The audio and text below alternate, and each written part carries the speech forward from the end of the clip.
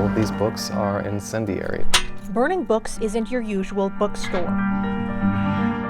They're meant to ignite the mind, get people thinking about social change and how they can participate in making this world a better place. That's been the mission here for more than a decade. It's why seeing certain books being removed from schools and libraries This here is the list that the Texas legislature is using. Has co-owner Leslie James Pickering concerned. So much so that they have a whole section dedicated to these titles. These are important issues that are going on in our world right now. Anytime there is any sort of book banning going on, it's really an attack on, education and freedom and awareness. According to PEN America, during the 2021-2022 school year, there were more than 2,500 instances of banned books across the nation.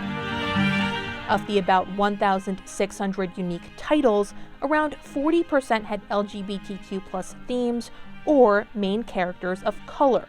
Around 20% addressed issues of race or racism, or had sexual content, whether descriptions of sexual assault, teen pregnancy, or informational material. Jackie Best started the Erie County chapter of Moms for Liberty last July. It's a nationwide group with more than 100,000 members which advocates for parental rights.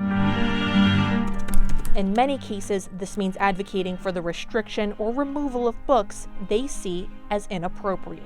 These are R-rated books, and whether or not you agree with that or not, you have to agree that there are fundamental rights that parents have to make decisions of what their children read. Best got involved when her 9th grade son got a suggested reading list for the summer, which said some may have mature content, but she never saw the list.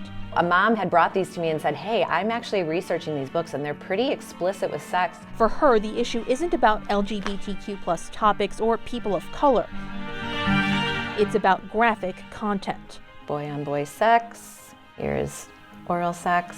Whether text or illustrations. She says she would like parental advisory stickers on these books, parental opt-in forms, or ideally, some of the most explicit books we would like removed from the school libraries. That is not banning books. These books are available in public libraries, they're available in local bookstores. They are not necessary for school libraries. Bess says she has a spreadsheet full of books they find problematic, but she wouldn't share that with me. The ones they have posted on their public page do echo some of the 13 books banned across New York State schools last year.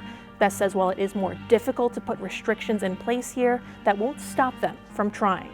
We're fighting in all different aspects, not just for books, to say that our values matter, our religious views matter, and our children should not be subjected to material in school that we would not allow them to have at home.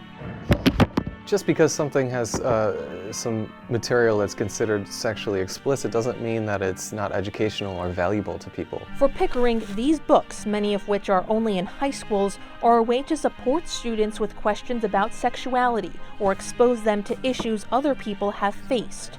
A way to increase understanding. You can put the blinders on people and have them look the other way, but you can't stop the sun from coming up. There's a lot of other ways to find out about these things. So, you're just going to take away the best option? Doesn't seem like a good idea to me. Best says none of the books that Erie County Moms for Liberty have brought up so far were required reading. So Pickering sees no issue. Nobody's forcing you to go to that school. Nobody's forcing you to read that book. Your rights aren't being taken away. Burning books will continue to support these banned books and offer them a space, whether or not they're available in schools. Just reading something in a book isn't going to hurt you. And if you don't want to read it, you don't have to read it. But for people who do want to read it, they should have access to it.